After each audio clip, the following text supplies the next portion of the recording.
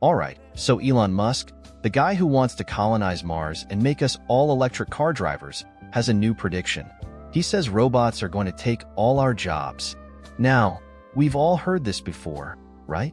AI is going to replace us, blah blah blah. But Musk takes it a step further. He says no job will be safe. Not even the creative ones, like writing this article, although, let's be honest, I'm starting to sound a bit robotic myself. So what will we do with all our free time?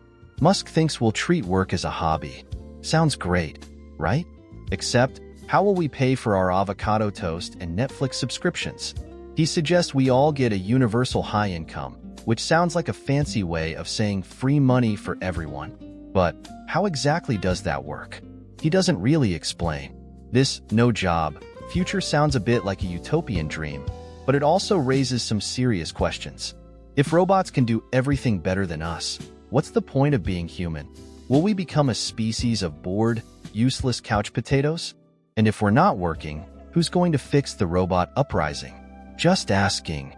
Musk's vision is definitely thought-provoking, but it's also a bit unsettling. It's a reminder that we need to start thinking about the ethical implications of AI and how to create a future where humans and robots can coexist in a way that benefits everyone. So, what do you think?